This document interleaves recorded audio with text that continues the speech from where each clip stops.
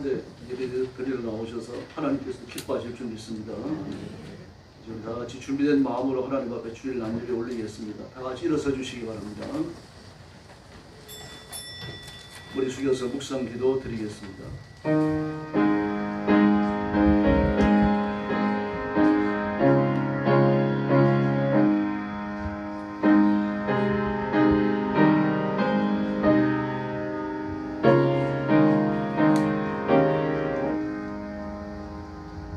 나를 사랑하는 자들이 나의 사랑을 입으며 나를 간절히 찾는 자가 나를 만날 것이니라. 그 귀가 내게 있고 장구한 재물과 공의도 그러하니라. 아멘. 사랑의 아버지 감사합니다.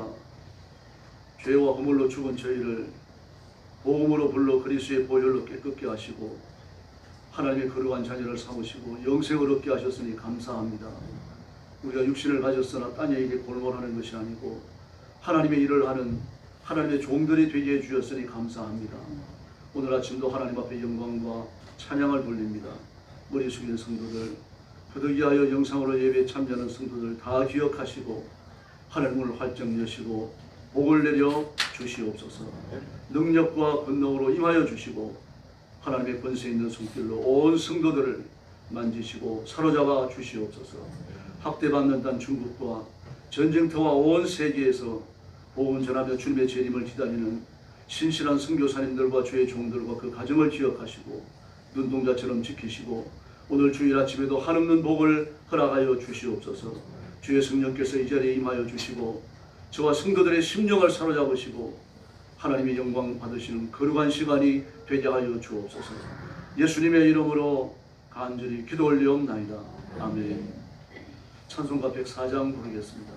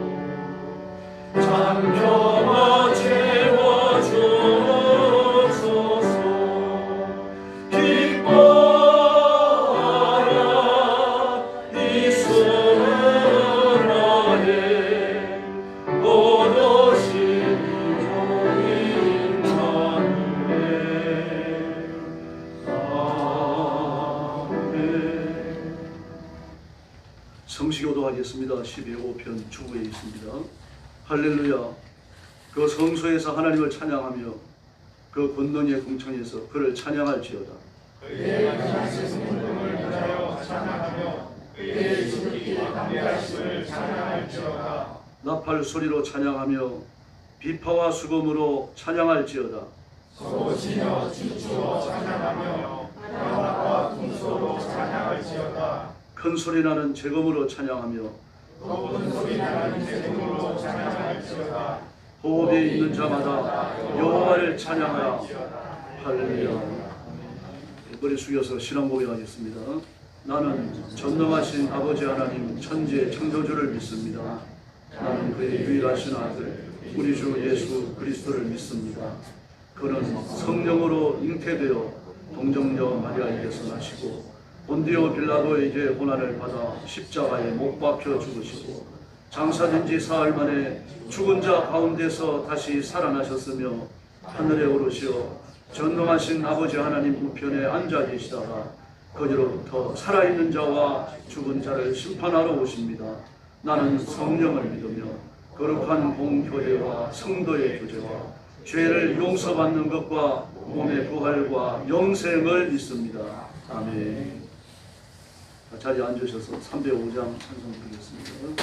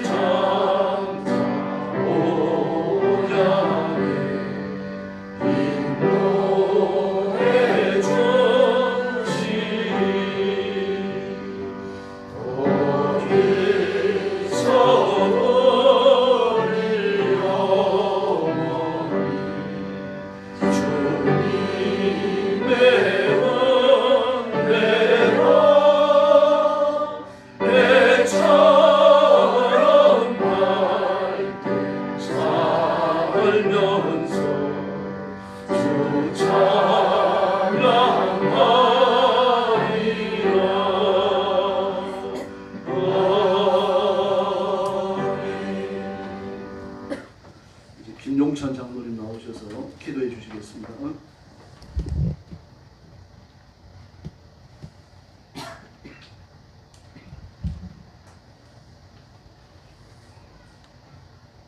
기도하겠습니다. 온 천지 만물을 말씀으로 창조하시고 그 기가하신 뜻에 따라 섭리하시는 살아계신 아버지 하나님, 주님의 거룩하심과 존귀하신 손길로 인하여 만 백성이 주님 앞에 경배와 감사를 드립니다. 죄로 말미암아 절망과 좌절과 비참 속에서 몸부림치며 멸망을 받아야 했던 저희들 크신 사랑과 은총으로 구원하여 주시려고 임마누엘 하나님으로 오신 주님 감사합니다. 아버지 하나님, 지금 세상은 성탄이라 하여 신자나 불신자나 축제 분위기에 있습니다.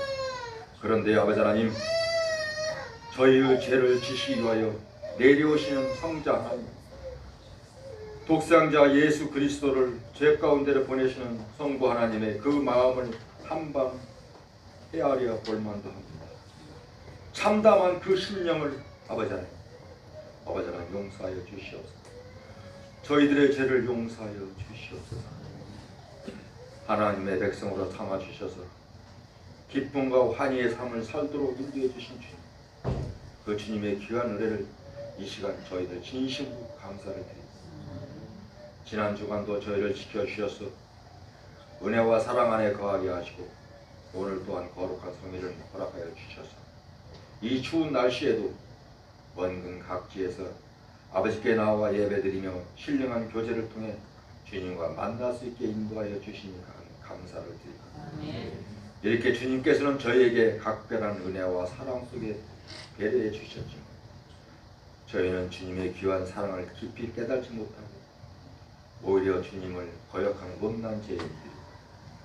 주님을 믿노라 하면서도 세상과 주님의 틈 속에서 우왕좌왕하는 하나님과 재물을 겸하여 섬기려고 애를 써왔습니다.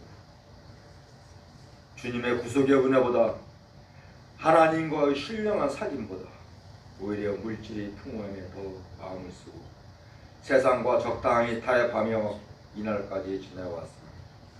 아버지 하나님, 이 불쌍한 저희들을 용서해 주시옵소서. 귀가 있어서 듣긴 듣되 정말 들어야 할 주님의 권면을 듣지 못하고 눈이 있어 보긴 보되 헛된 것에 사로잡히고 주님의 영광의 보좌를 보지 못하는 저희의 무능함과 부족함을 용서하여 주시고 이 시간 저희의 심령을 새롭게 변화시켜 주셔서 주님의 복음의 진리를 확실히 깨닫고 신뢰하게 하여 주시옵소서. 다시는 주님과 죄악 사이에서 머뭇거리지 말고 뜨겁게 주님을 사랑하며 살아가게 하여 주시옵소서. 자비로우신 아버지 하나님, 저희는 부족하고 어리석으며 죄의 유혹에 너무나 쉽게 빠져들고 말합니다. 아버지 하나님, 저희들만 버려두지 마시고 주님의 영으로 저희를 감싸 주시옵소서. 새 힘을 얻게 하시어 모든 불의와 악을 능히 물리칠 수 있게 하여 주시옵소서. 주님의 이름의 영광을 위하여 저희를 도우시며 주님의 고귀하신 권능을 위하여 저희를 건지시며 간절한 심령으로 죽게 하려는 저희를 아버지 하나님 용납하여 주시옵소서. 사탄의 종되었던 저희를 구하사 주님의 백성으로 삼아주시고 성도로 불러주셔서 이렇게 주님의 교회 저 영광교회를 세우게 인도하여 주신 아버지 하나님, 이 교회를 지키시고 이끌어 주심을 믿고 감사를 드립니다.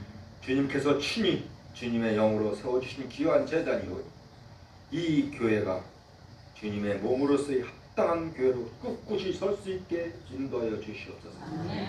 이 제단으로 말미암아 노아 시대의 구원의 방주의 역할을 능히 감당할 수 있게 하셔서 말세를 살아가는 무신령들이 흑암과 어둠의 깊은 곳에서 영원한 참비시신 주님을 발견할 수 있도록 일깨워주는 저희 교회가 되게 하시며 꺼져가는 진리의 횃불을 다시금 불태우는 교회가 되게 하여 주시옵소서. 우리 인생들이 거리할 참된 도리를 몸소 보여주신 주님의 삶을 본받고 따르는 교회가 되어서 이 시대를 비추는 등불로서 역할과 불의와 악을 제하고 사탄이 틈타지 못하도록 세상을 정화시키는 소금의 역할을 참으로 감당하게 하옵소서. 그리하여 거친 세파에서 어찌할 줄 모르고 구원을 갈망하는 무신령들을 저희 제단을 통하여 주님의 사랑을 깨닫고 진리의 말씀으로 인도되어 새로운 삶을 영위하게 하시며 이 제단을 통해 주님 앞으로 나온 성도들이 믿음과 소망과 사랑에 가득 차서 위로 하나님을 참되고 경외하고 또한 아래로 이웃과 형제를 사랑하는 아름다운 교회가 되게 하여 주시옵소서. 무엇보다도 은혜를 사모하며 갈급하는 심령들이 저희 제단을 통하여 주시는 하나님의 은혜의 말씀을 배불리 묻고 시들어가는 심령들이 새롭게 소생을 받으며 주님께서 주시는 놀라운 능력에 힘입어서 세상을 믿음으로 헤치고 나가게 승리하게 하여 주시옵소서. 이 교회를 위하여 주님께서 보내어 주시고 귀하게 들어쓰시는 주님의 사자 목사님에게 성령께서 능력의 장중에 붙들어 주시며 엘리야에게 주셨던 영역을 7배나 더하여 주시옵소서. 목사님께서 눈물과 혈끗던 심령으로 주님께서 맡겨주신 양떼를 거리러 나갈기에 주께서 친히 지팡이가 되어주셔서 힘있는 말씀의 역사가 나타나게 하여 주시옵소서. 각 기간 또한 주님께서 친히 기름 부어 세워주신 기관장들이 그들 위해 함께 하셔서 믿음의 본을 보이며 교회를 위하여 섬기는 종으로서의 자세를 가지고 이 교회를 섬길 수 있게 하여 주시옵소서. 이 교회의 각 기관마다 주께서 주관하여 주셔서 유명무실한 기관이 아니라 살아 움직이며 주님의 교회를 위하여 맡겨진 몫을 성실히 감당할 수 있는 충성스러운 기관들이 되게 하여 주시옵소서. 오늘 이렇게 저희를 불러주신 주님, 저희가 마음과 몸을 합쳐 주님께 신령한 예배를 드리오니 이 예배를 주님 받아주시고 성령께서 이 가운데 임재하여 주셔서 넘치는 은혜와 주신 복으로 우리의 심령을 충만하게 하여 주시옵소서. 아버지 하나님, 이제 저희들 말씀을 받고자 합니다. 다니엘에서 오신 사장 목사님의 입술을 주장하시사 하나님의 말씀을 선포하실 때 능력이 있게 하시니 듣는 저희들의 귀가 열리고 아멘하는 입술이 열리고 말씀을 받는 마음같이 옥토가 되게 하여 주시옵소서. 우리의 심령이 그 말씀을 청종하여 마음이 움직이고 세임을 얻을 수 있게 해서 주시옵소서. 오늘도 예배를 돕는 손길들을 기억하시고 옛 안내로 헌금위원으로 주방 봉사로 헌신하는 주의 종들 아버지 하나님, 그들의 생명록에 기록하여 주시옵소서. 아버지 하나님, 새로운 한 주간 저희들을 이끄시어 주께서 예비하신 사람, 선한 사람 만나는 복을 허락하여 주시옵소서. 이 예배의 시종을 주님께 부탁드려 아무 공로 없는 이 죄인, 참으로 무익한 종이 주님의 이름으로 기도드렸사옵나이다. 아멘.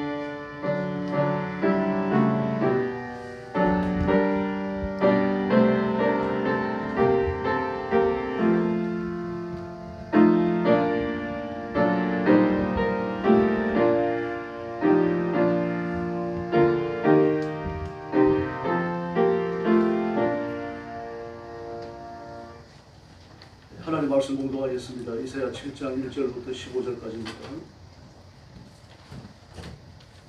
구약성경 966페이지입니다.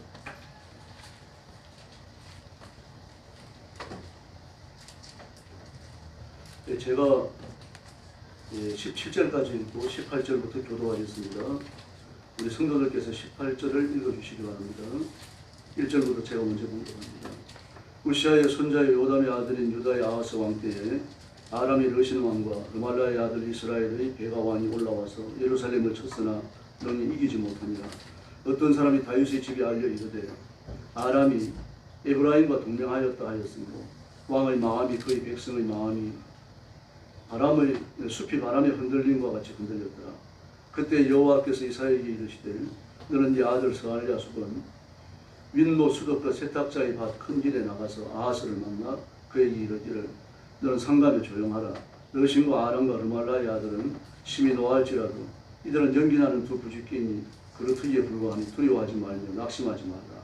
아람과 에브라임과 르말라의 아들이 악한 꾀로 너를 대적하여 이르기를 우리가 올라가 유다를 쳐서 그것을 쓰러뜨리고 우리를 위하여 그것을 무너뜨리고 다부엘의 아들을 그중 왕 세워 왕으로 삼자 하였으나 주 여호와의 말씀이 그 일은 서지 못하며 이루어지지 못하리라.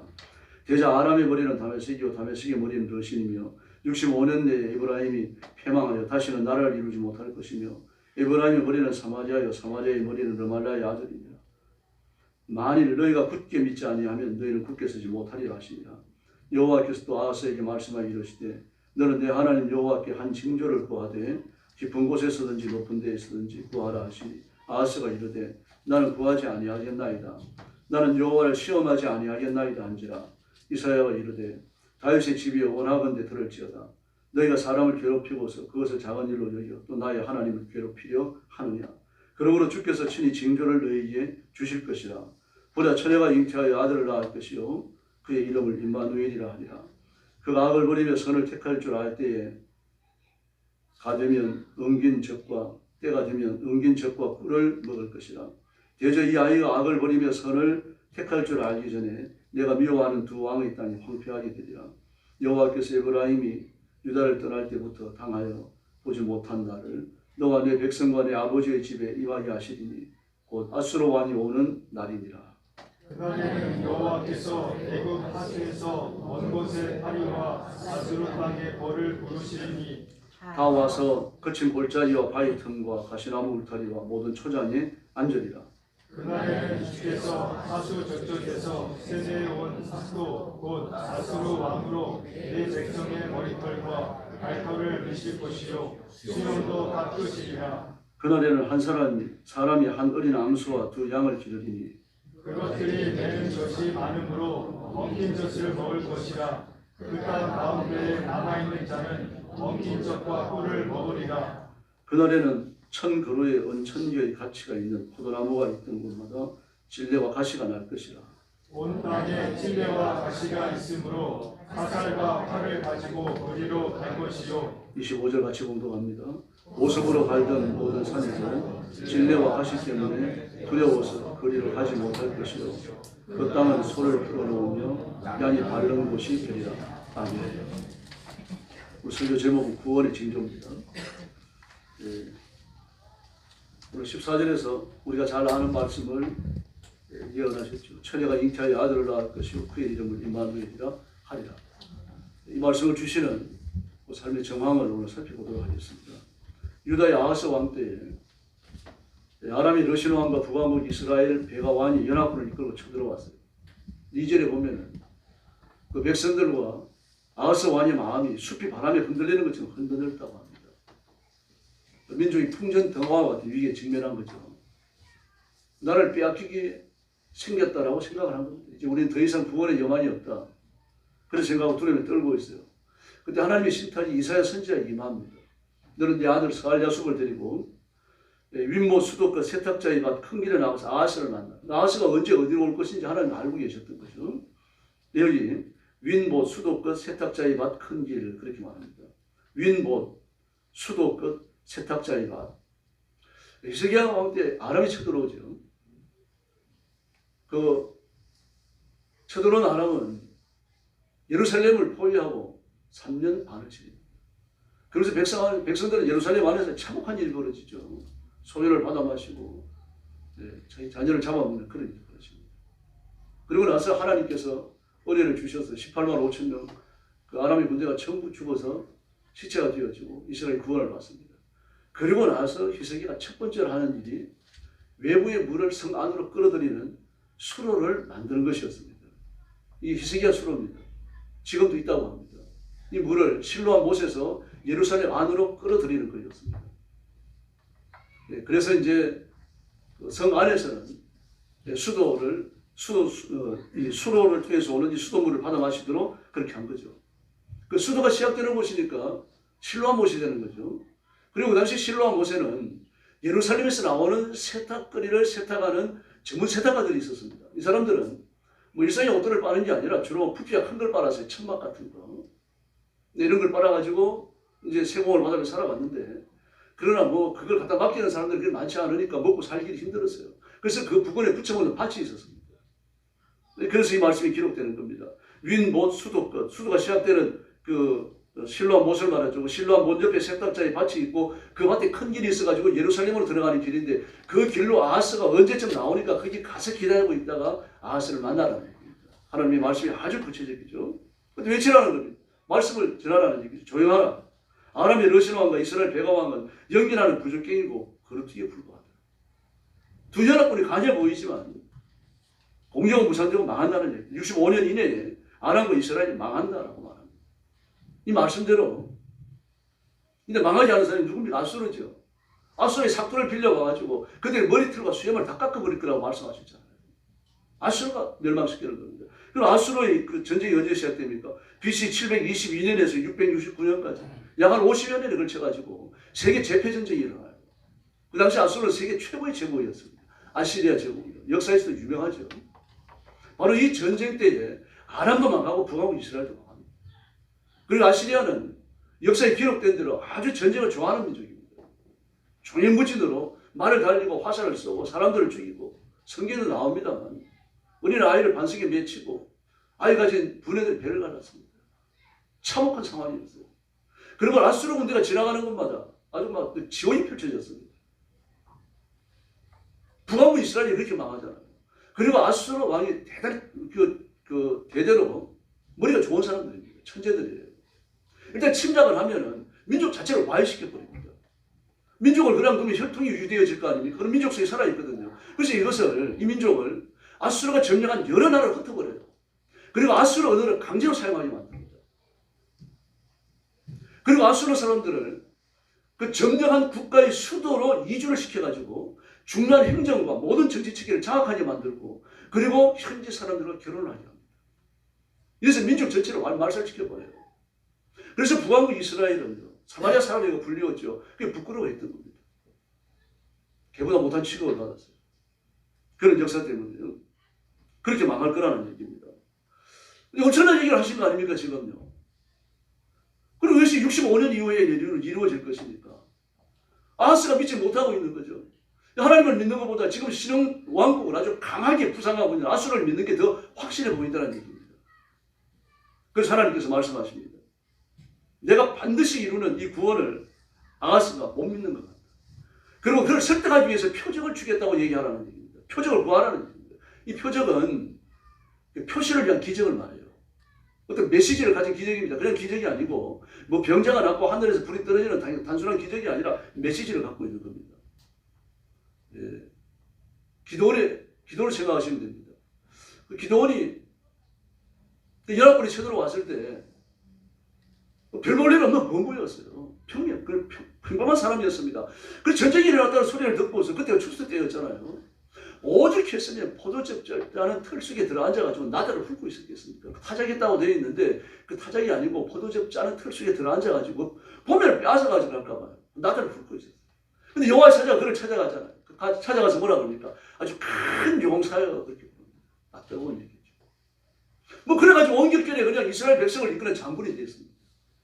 근데 언제 한번 전쟁을 이끌어본 적도 없고 나가서 군사훈련을 받아본 적도 없는 겁니다. 이런 사람이 장군이 돼가지고 병사를 이끌어야 되니까 기가 막힌 거죠. 기댈 때라고 하나님 은혜밖에 없는 겁니다. 그래서 너무 황막하니까 하나님 앞에 기적을 구하잖아요.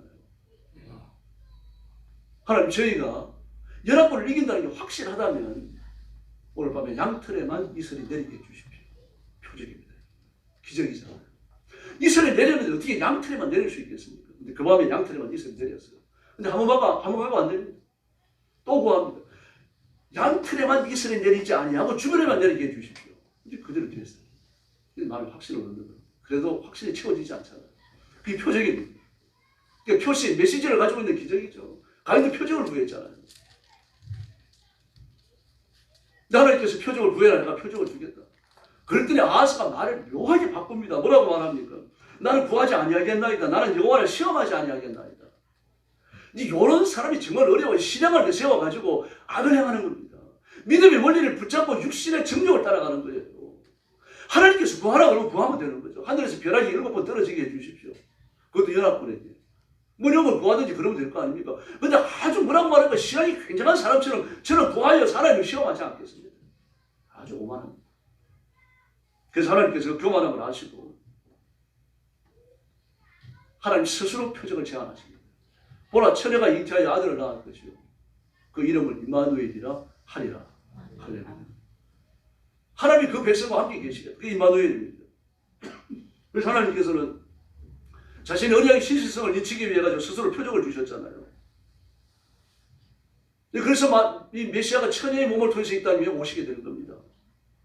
그러므로 예수님께서는 이 땅 위에 오시는 그 길이 아주 힘들었어요. 정말 고달프셨습니다. 하나님께서 이미 이사야에게 이 예언의 말씀을 들려가지고 아하스에게 선포하게 만들고 그리고 이 말씀을 이루시기 위해 가지고 역사를 통제하시고 그리고 마침내 예수님께서 이 땅 위에 태어나게 하셨던 겁니다. 그러므로 예수님을 처녀의 몸에서 태어나게 하시는 것은 하나님의 구원을 확정하는 표시입니다. 마리아가 이 땅에 태어나려고 하면 아하스가 직면한 이 연합군과의 전쟁에서 이스라엘이 망하면 안 됩니다. 남아있어야죠. 이 망하면 메시아가 오는 길이 막히잖아요. 그래서 그 마귀가 메시아가 오는 길을 막기 위해서 끊임없이 역사에 도전하고 하나님의 통치에 도전하잖아요. 그 일 중에 하나가 뭡니까? 구약 이스라엘을 망하게 하는 겁니다. 그거 가지고 안 되니까 그냥 메시아의 가문 왕실이 저주를 받게 만들었거든요. 이렇게 메시아가 오는 길이 험난했어요. 그러므로 예수님의 이 처녀의 몸에서 잉태되는 사건은 예수님이 무지하게 이 땅에 출생하는 순간이 절대 아닙니다. 한때 막 그런 말들을 많이 했습니다만 잘못된 생각입니다. 예수님이 무지하시다, 메시아가 무지하시다라고 하는 이 사실을 결정하는 것은 예수님이 원래 죄가 없으시기 때문이에요. 출생의 방식이 죄가 있고 없고를 결정하는 게 아닙니다. 그 차고죠. 예수님은 원래 죄가 없으신 분이에요. 그래서 로마서 1장에서 뭐라고 말합니까? 성결의 영으로는 그렇게 말합니다. 성결의 영으로는. 죽은 자도 가운데서 살아나셔서 하나님의 아들로 인정되셨다고 말하지 않습니까? 임마누엘은 하나님이 우리와 함께 계시다라는 뜻입니다. 1차적으로는요. 지금 아하스와 북왕국 이스라엘이 직면하고 있는 이 위기에서, 이 남왕국 유대가 직면하고 있는 이 위기에서 하나님께서 이 백성을 건지셔야 돼요. 그리고 길게는 예수님이 이 땅에 오셔서 십자가에 죽으시고 사흘 만에 부활하심으로 그를 믿는 온 세상 사람들이 구원받는 생명의 길을 여셔야 합니다. 이걸로 이 말씀이 성취되는 게 아니죠. 예수님 반드시 재림하셔야 됩니다. 그리고 이 땅에서 믿음을 지키면서 정말 온 힘을 다하여 하나님 앞에 복종하는 그 성도들은 고통과 재난과 시련 속에서 구하여 하나님 나라로 데려가셔야 합니다. 이때 하나님의 구원이 완성될 줄로 믿습니다. 그런데 그가 오신 메시아가 악을 버리고 선을 선택할 줄 알 때가 되면 엉긴 젖과 꿀을 먹으리라 그렇게 말했습니다. 악을 버리고 선을 선택할 줄 안다. 엉긴 젖과 꿀을 먹는다. 엉긴 젖. 또 그래 치즈라고도 말하고 요구르트라고도 말합니다만 치즈는 좀 이렇게 뭉쳐졌잖아요. 근데 엉긴 젖이라고 그랬으니까 요구르트가 더 맞겠죠. 무슨 그럼 그 당시에 요구르트와 치즈가 있었습니까? 있었습니다. 다윗이 전쟁터에 나가 형들을 만나러 갈 때 그 사령관이 뭘 갖다 주라고 그럽니까? 치즈 덩어리를 갖다 주라고 그러죠. 네. 그런데 오신 메시아는 엉긴 젖과 꿀을 먹는다. 사람이시라는 얘기입니다. 만약에 오시는 메시아가 사람이라고 하면은 사람과 똑같은 생활 방식을 갖게 될 것을 말씀하실 필요가 없는 거죠. 그러나 오시는 메시아는 인간이 아니라 하나님이신 거죠. 하나님이 인간의 몸을 입고 이 땅에 오시니까 하나님이 오셨지만 신성을 가졌지만 인간과 똑같은 삶을 사실 것이라는 것을 보여주는 말씀입니다. 이제 악을 버리고 선을 선택하는 나이가 된다. 선악을 구분하는 나이가 된다는 이야기입니다. 이 옳은 그런 것을 구분하는 최초의 연령을 유대인들은 3살쯤이라고 보고 있습니다. 우리도 아이들을 기르다가 보면은 아빠가 떼찌해 그러면은 애가 움찔하잖아요. 이런 그럼 또 움찔하고요. 그런 식으로 선과 악을 구분하는 거죠. 옳은 것과 그런 것, 해야 될 것과 하지 말아야 될 것을 구분하는 그 최초의 나이를 유대인들은 3살로 본 겁니다. 그 3살쯤 되어졌을 때, 사물을 판단하는 그 3세쯤 되어졌을 때 엉긴 젖과 꿀을 먹으리라. 이 땅에 오는 메시아는 사람이시라는 얘기죠. 그러나 사람 되셨다는 것을 강조하는 것은 그가 하나님이시라는 것을 이야기하는 겁니다. 그러므로 이 예언이 주어진 것은 동정녀 탄생을 통해 오실 그가 하나님이시기 때문입니다.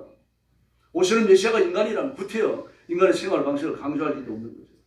그런데 아이가 선악을 선택할 줄 알기 전에 내가 미워하는 두 왕의 땅이 황폐하리라.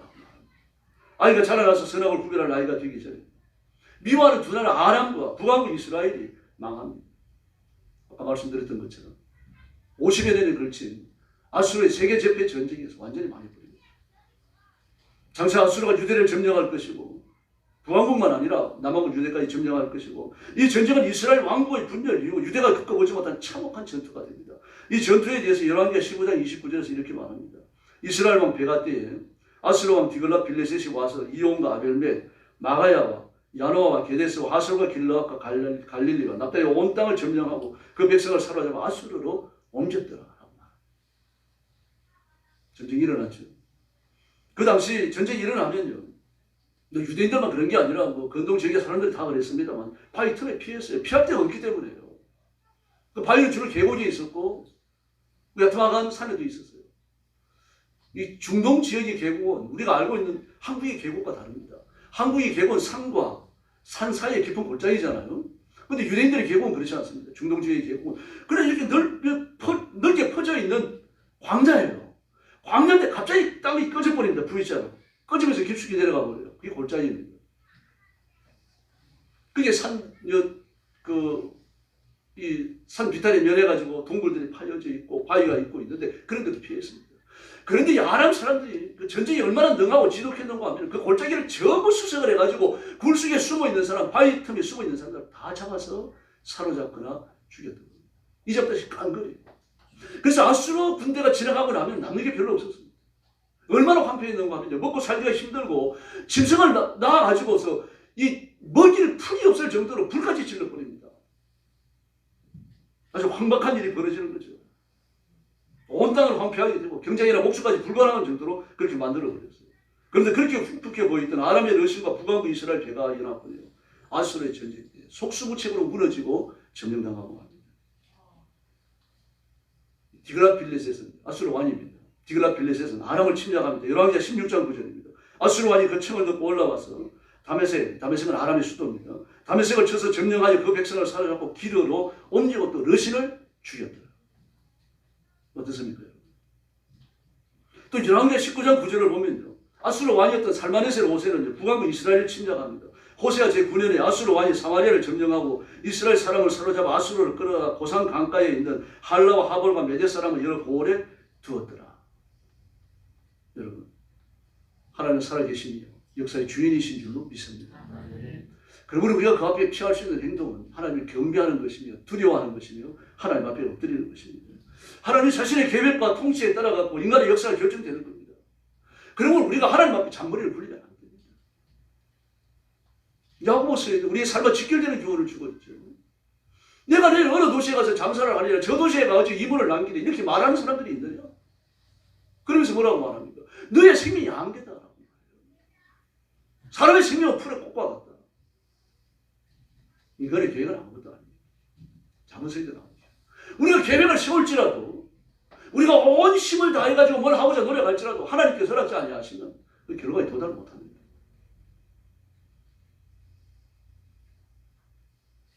그래서 우리는 이 시대를 놓고 기도해야 돼요. 욜로하다 골로 간다는 말 들어보셨어요? 욜로.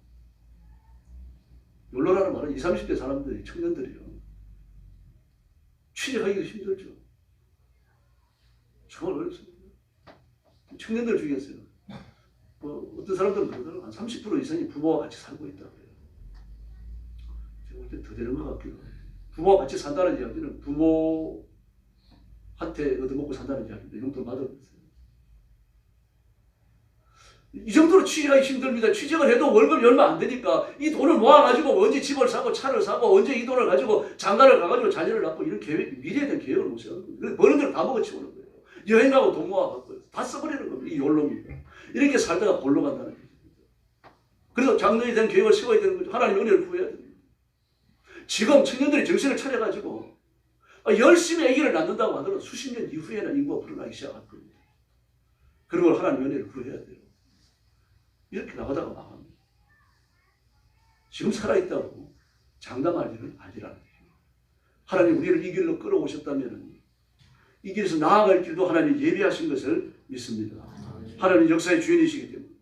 그러므로 개인의 문제, 역사의 문제, 국가의 문제를 하나님께 맡기고 기도해야 됩니다. 나라와 민족의 미래를 놓고서 하나님 앞에 통렬하게 부르짖어야 돼요. 지금 정치인들 한치 앞을 못 내다보잖아요. 지금 내 손에 얻을 수 있는 이익거리를 가지고 따지고 있습니다. 여러분, 나라와 민족을 위해서 정신 차려 기도하셔야 됩니다. 진보 정치인들은 진보가 아니죠. 공산주의자들이에요. 지금 민주당의 그 주축 세력을 이루면서 장악하고 있는 사람들이 누굽니까? 전부 다 정교조 활동을 하던 사람들입니다. 공산주의자들입니다. 하나님께 기도하셔야 됩니다. 이들이 계획하는 것이 이루어지지 않게 해주십시오. 이들이 하나님이 성사되지 못하게 해주십시오. 부르시셔야 돼요. 지난번도 말씀드렸습니다만 자칫하면 우리나라는요 좀 잘 사는 북한이 될 수 있습니다. 그래서 정치인들이 회심하도록 기독교 정치인들이 하나님을 두려워하도록 이 땅에 관영한 죄악을 용서해 주시도록 하나님께서 이 민족 앞에 살 길을 열어주시도록 기도하셔야 돼요. 그럼 이민자들을 받으면 되지 않느냐? 우리가 이민청도 없습니다. 이민자를 받는 게 국가 정책도 아니에요. 그 국가 정책을 세웠다 그럽시다. 그리고 만약에 그 이민들이 말입니다. 적과자라든지 마약 중독자라든지 뭐 이런 사람들 밀려 들어오면 어떻게 할 겁니까? 은혜를 구해야 됩니다. 그래서 이민청이 설립되어져 가지고 정말 우수한 두뇌들, 도덕적으로 바른 가치관을 가진 사람들, 그런 사람들을 받아들이도록 해야 되는 거예요. 그런데 우리나라는요 해외 우수한 두뇌를 받아들이는 그분이 너무 좋아요. 요구하는 게 너무 많습니다. 그래서 이 거쳤다가 다른 데로 가버려요. 그러나 우리 민족의 미래를 하나님이 책임지시면 우리 민족이 지속적으로 하나님의 은혜로 충만함을 입을 줄로 믿습니다. 그럼 이렇게 동정녀 탄생, 이 동정녀 탄생을 통해서 오시는 메시아가 누굽니까? 바로 그분이 예수님이시라고 하는 사실을 오늘 본문은 누구도 부인할 수 없는 분명한 표시를 가지고 지적을 합니다. 그래서 동정녀 탄생은 자기 백성들에 대한 하나님의 끝없는 사랑을 보여줍니다. 동정녀 탄생은요, 어찌어찌 하다 보니까 할 수 없이 일어난 사건이 아닙니다. 하나님의 치밀한 계획 속에서 일어난 역사적 사건입니다. 대적의 위협 앞에서 마음을 졸이면서 말입니다. 이러다가 우리가 망하는데 그 두려움, 마치 숲이 바람에 흔들리는 것처럼 말입니다. 그런 두려움에 휩싸이는 이스라엘 백성들에게, 그 왕에게 두려움과 멸망할 두 왕국에 대한 예언을 주십니다. 반드시 망할 악한 정들과 마귀의 세력을 보여주는 겁니다. 그리고 믿지 못하고 잔머리만 굴리고 있는 아하스를 설득하기 위해 가지고 하나님의 끝없는 사랑을 동정녀 탄생을 통해서 말씀하고 계시는 겁니다. 그리고 동정녀 탄생은 메시아를 알리는 표적입니다. 이스라엘 백성도 궁금했을 겁니다. 메시아가 이 땅에 오셨을 때 그분이 메시아인지 아닌지 뭘 보고 알 수 있습니까? 그 수많은 메시아들이 왔었거든요. 예수님 이전에 많은 메시아가 왔습니다. 나는 예수다라고 하는 자들이 있었다는 얘기입니다. 전부 다 가짜였어요. 근데 진짜 메시아를 뭘로 알아보니까 그게 동정녀 탄생입니다. 아무도 몰라서 메시아인 줄 알아보지 못했다. 그 말이 안 되는 거죠. 이런 사람이 메시아다라고 하는 것을 이사야 7장 14절에서 분명히 말씀을 하고 계시지 않습니까? 이게 표입니다. 표적입니다. 예수의 동정녀 탄생은 구약의 예언대로 오신 메시아입니다. 기독교 안에요. 인간의 합리성을 추구하는 진보적 그리스도인들이 있습니다. 신학자도 있고 목사님도 있고 그 사람들 그런 말을 해요. 우리는 예수님이 메시아다. 그리고 불교는 부처가 메시아다. 유교는 공자가 메시아다. 이런 말을 합니다. 그들이 메시아라면 뭘 봐야 됩니까? 처녀의 몸에서 잉태됐는지 검증을 해보면 간단한 겁니다. 메시아는 처녀의 몸에서 태어나는 겁니다. 그게 하나님의 뜻입니다. 만약 성령으로 잉태되지 않았다면 그건 가짜입니다. 그래서 2000년 전 베들레헴의 빛이란 말고에 태어나셨던 예수님은 진정한 메시아, 진짜 메시아입니다. 예수님이 지상에 계시는 동안 내가 메시아다라고 끝없이 얘기하시잖아요. 나를 본자는 아버지를 봤다. 아버지와 나는 하나이다. 유대인들 이 말씀의 뜻을 알아요. 그 예수님을 죽이려고 하잖아요. 자칭 자기를 하나님의 아들의 칭함으로 하나님과 자기를 동등으로 여기셔서 예수님을 죽이려고 했다고 말했어요. 이사야 35장과 51장과 61장 세 곳에서요. 예수님은 불치의 병을 고치는 치료자를 합니다. 치료자. 근데 감기나 복부를 고치는 게 아니죠. 소지의 눈을 내시고 귀머거리를 듣게 하고 안전병을 일어나게 하고요. 온 몸에 이런 모든 장애를 다 치료하는 겁니다. 문둥병을 고치십니다. 요엘서 2장 19절과 24절 3장을 보면요. 포도주의 강물을 흘리겠다고 말했습니다. 실제로 그 모습 그대로 요한복음 2장에서 예수님께서는 가나 혼인잔 집에서 기적의 포도주를 만드십니다. 스가랴 6장 12절을 보면 예수님은 순이요 제사장이요 왕이라고 말씀하셨습니다. 예수님 통치자이시라고 합니다. 어떤 분들은 예수님은 기름 부음을 받으실 때 왕이 되셨다라고 말합니다. 아닙니다. 애초에 왕으로 오셨어요. 온 세상을 지으신 창조주이시며 자기 손으로 만드신 인간의 몸을 입고 이 땅에 오신 왕이시라는 얘기입니다. 그러나 왕의 모든 영화로움을 사용하고 내려오셨기 때문에 못 알아봤을 겁니다. 예수님 왜 나귀를 타십니까? 죽으러 오신 왕이시기 때문이에요. 영광을 받으시고 높임을 받으시고 대접을 받으시는 것이 아니라 그 백성의 죄를 짊어질 죽으러 오신 왕이기 때문에 모든 영광을 버리신 겁니다. 그래도 예수님만 우리의 왕이신 줄로 믿습니다. 그러므로 우리는 내 인생은 예수님께만 의지해야 합니다. 돈이나 세속적인 힘을 의지하면 반드시 망합니다. 악한 결단을 내려가지고 나쁜 방식으로 돈을 좀 벌면은 뭐 그게 내 손에 남을 수 있겠죠. 그것 때문에 망합니다. 예수님만 우리의 삶을 치료하시며 우리의 진정한 본이신 줄로 믿습니다. 그래서 나귀를 타시는 왕으로 말씀하시는 겁니다. 뿐만 아닙니다. 스가랴 9장 13절을 보니까 메시아를 양떼를 모는 목자라고 말합니다. 양떼의 안전과 건강을 책임지고 먹을 것을 마실 것을 책임져주는 왕이라는 얘기입니다. 헬라를 다스렸던 헬라를 세계적 제국으로 이끌었던 알렉산더가 죽습니다. 33살에 죽죠. 그래서 세계 대륙을 제패했어요.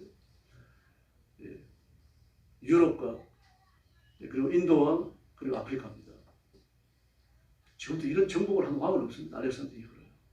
대단했죠. 2차 대전을 이렇게 독일도 못했죠. 태양이 지지 않는 나라라고 외쳤던 엘리자베스 여왕의 영국도 마찬가지입니다. 대단한 사람. 그런 33살에 죽어요. 근데 그가 죽고 나서요. 그 왕국이 세 부분으로 나뉩니다. 세 부분으로 나뉘는 그 국가 중에서요. 시리아와 페르시아를 통치했던 이 왕조가 안티오코스입니다. 안티오코스 왕조 중에서 안티오코스 4세 에피파네스가요.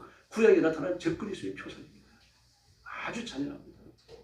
그 애굽을 점령하러 내려갔다가 전쟁이 실패해요. 전쟁이 실패해가지고 화가 나가지고 올라오다가 보니까 괜찮은 나라가 있거든. 그게 유대 나라입니다. 그 유다 나라에 들어가가지고 거기다 분풀이를 해버려요. 그래서 사람들을 죽이고 도시에 불을 지르고 말입니다. 하나님의 성전을 무너뜨리고 그 제우스 신상을 하나님의 성전 안에 세웁니다. 성소의 모든 거룩한 것들을 다 갖다가 버리고요. 그런 돼지를 잡아가지고 그 피를 바치고 고지를 바치면서 성경을 읽거나 제우스 신상 앞에 돼지의 피를 바치지 않는 무참하게 다 죽입니다. 많은 제사장이 죽고 선지자가 죽어요. 하나님의 성전이 강건히 무너졌고요. 온갖 악을 다지. 그때 마카비라는 사람이 일어나서 이스라엘 백성들을 규합하고 그리고 민족을 멸망해서 구원해냅니다. 그리고 폼페이가 나타나가지고 이스라엘 백성들을 다시 점령할 때까지 잠시 평화가 주어질 뿐이에요.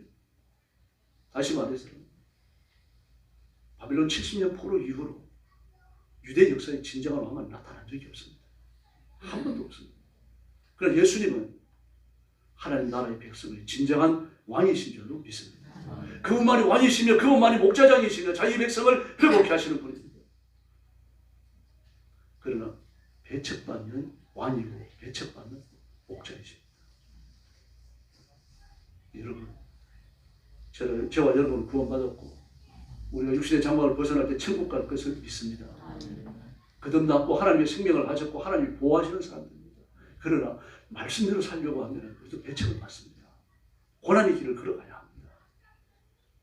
그게 이 땅이 지니고 있는 우리의 육신이 가지고 있는 제한적인 요소들 마음에 결심을 해주시기 바랍니다. 나도 예수님을 따르겠다. 예수님을 의지하겠다.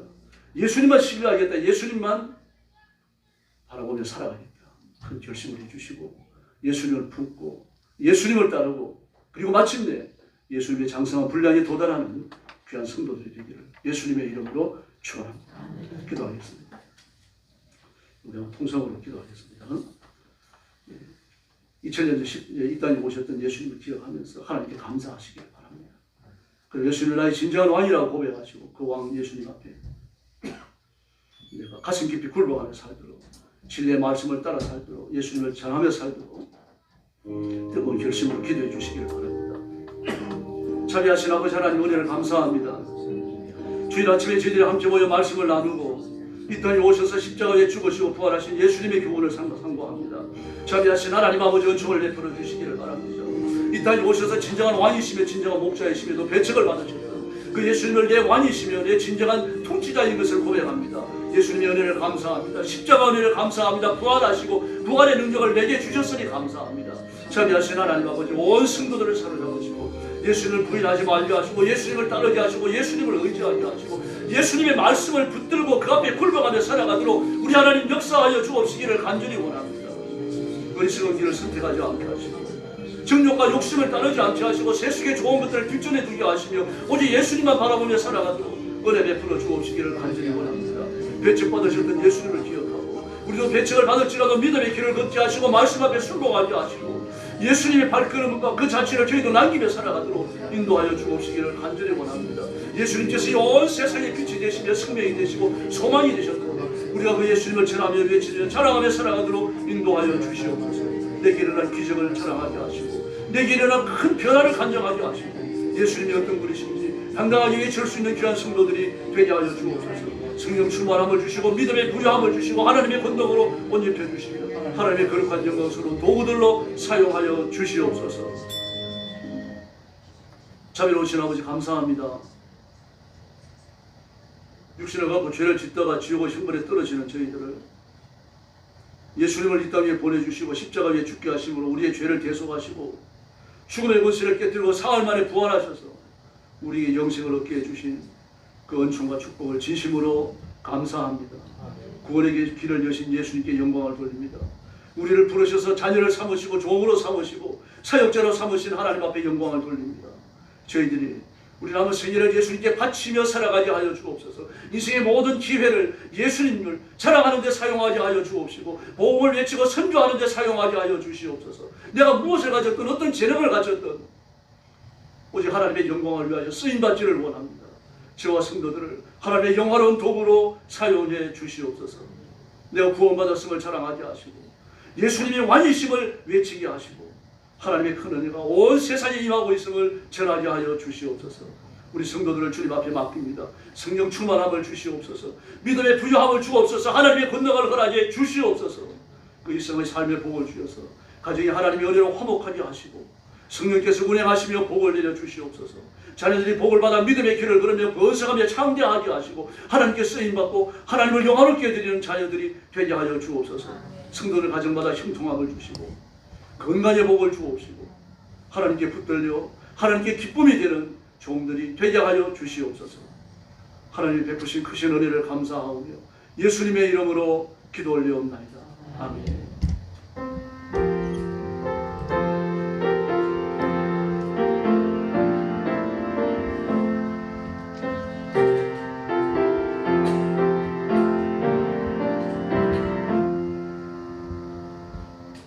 찬송가 120장 부르겠습니다.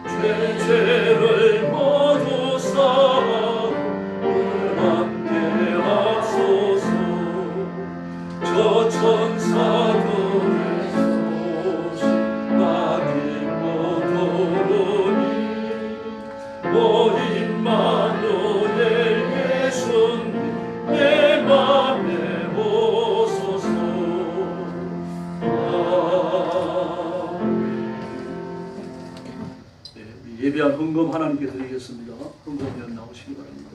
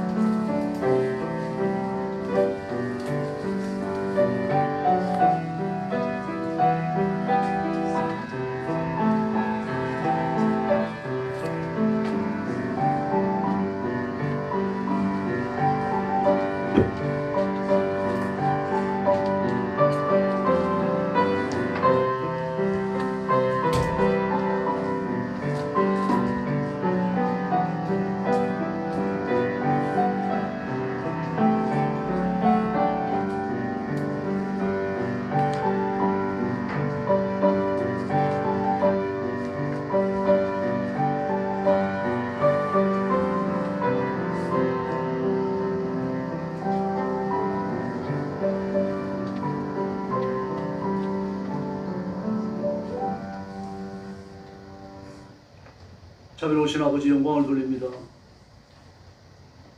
하나님 앞에 온 몸과 마음과 시간과 정성을 다 바쳐 헌신하며 예배하고 또 구별된 물질을 주 앞에 봉헌하며 영광을 돌립니다. 오늘 주일 아침에 하나님께 드리는 성도들의 헌신을 기뻐 받으시고 두 손 높이 드시고 복을 내려 주시옵소서. 인간의 저주를 감당하시고 십자가에 죽으시고 온갖 모멸과 멸시를 다 당하시며 구원의 길을 걸으셨던 예수님을 기억하고 그 예수님이 얼마나 자랑스러운 분이신지 다시 깨닫고 주님의 뒤를 당당히 따라가는 저희들이 되게 하여 주시옵소서. 믿음에 부욕해 주시고 말씀의 깊은 지식과 이해를 가지고 주님께서 남기신 복음 전하는 사역을 끝까지 감당하는 저희들이 되게 하여 주시옵소서. 사랑하는 성도들을 기억하시고 물질의 부요함을 주시기를 바랍니다. 가난하고 핍절하여 물질로 인하여 범죄치 아니하도록 도와주시고 하나님 앞에 늘 충성하고 사명을 감당하고 남에게 나누어 주고 구제할 물질에 늘 풍성케 하여 주옵소서. 선교하고 전도할 물질을 성도들의 손에 들리워 주시옵소서. 건강히 복을 주옵시고 우리 성도들의 남은 생애가 하나님 앞에 바쳐지는 존귀한 삶이 되게 하여 주옵소서.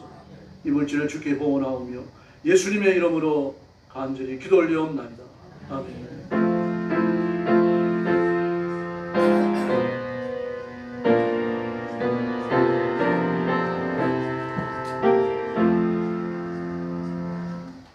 교회 소식 알려드립니다.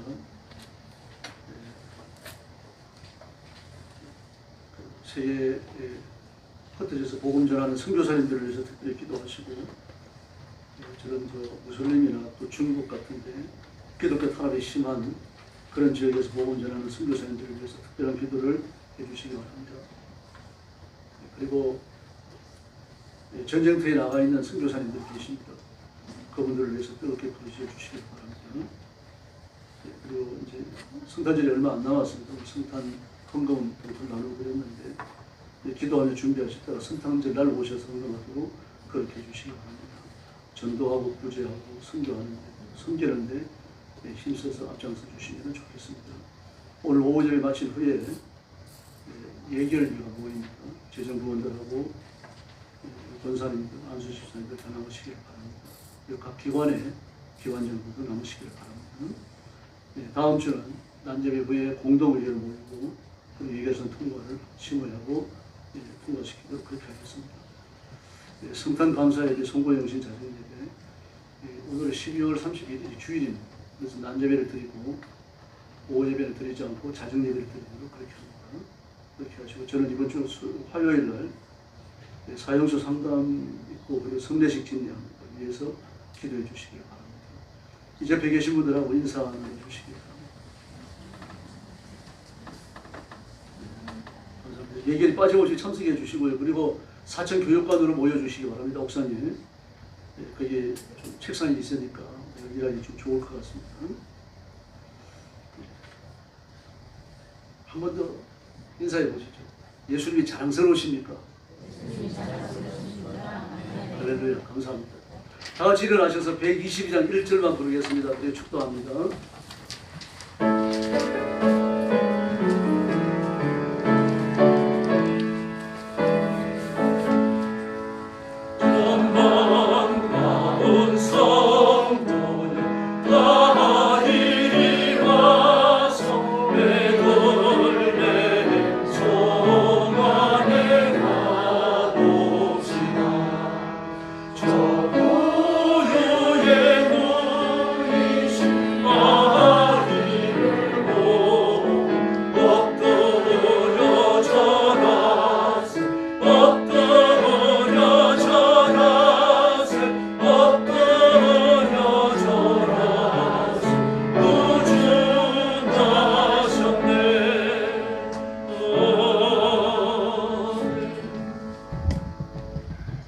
이제는 우리 구주 예수 그리스도의 은혜와 하나님 아버지의 극진하신 사랑과 성령님의 도우심과 인도하심과 교통하심이 예수님이 이 땅에 오신 성탄을 기뻐하고 감사하며 초라한 인생을 살다 가셨으나 자랑스러우신 예수님을 구주로 가슴에 모시고 예수님만 바라보고 의지하며 예수님의 발자취를 회복하기를 원하는 사랑하는 모든 성도들 머리 위에 영원토록 함께 계실지어다.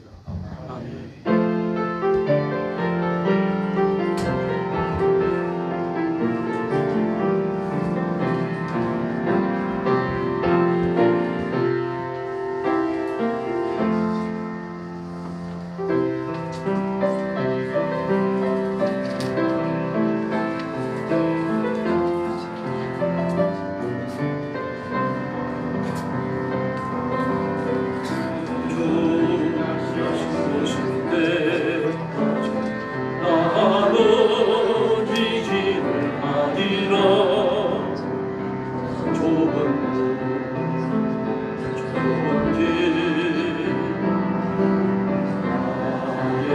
십자가 지고 나의 하늘이 끝에서 나는 주님을 보리라. 그 안에 주님 나를 맞아주시니 주님 다시 오실 때까지